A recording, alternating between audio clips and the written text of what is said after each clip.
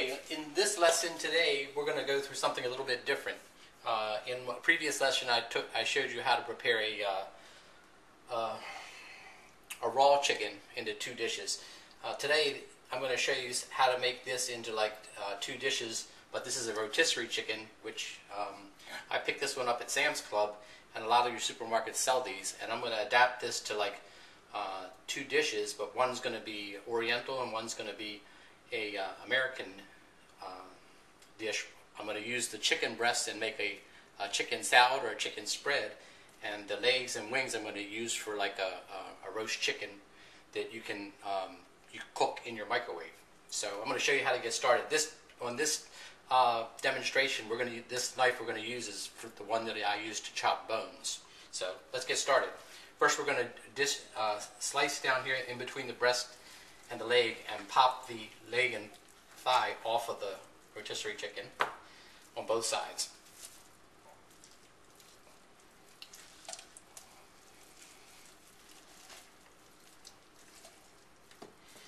Now, also we're going to take off the wing from the back here, disjoint it, and pull that off.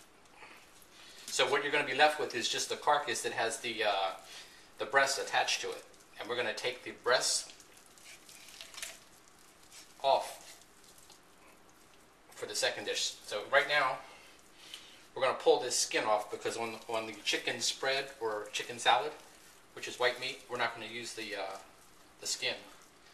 You can discard that. And you have to cut down here along the bone that holds the breast to the chicken. On each side you do that, and then you can just pull off the breast, including the tenderloin. And you want to save the meat on both sides. Turn it over, and once you make that cut down there, you can separate it and pull that off. Now all you have left is the carcass, which, remember, you can save this and put it in your freezer and use it for stock, and it makes a very good chicken noodle soup or any type of soup. I'm going to set this aside.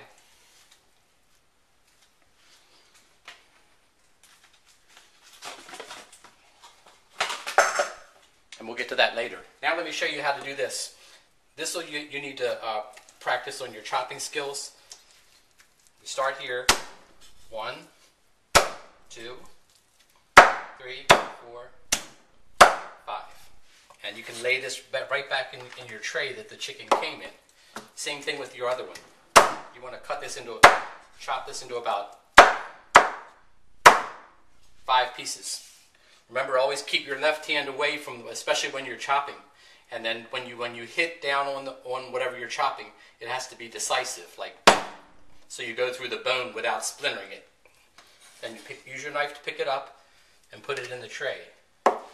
And the wing, you're just going to disjoint the wing and lay that on top.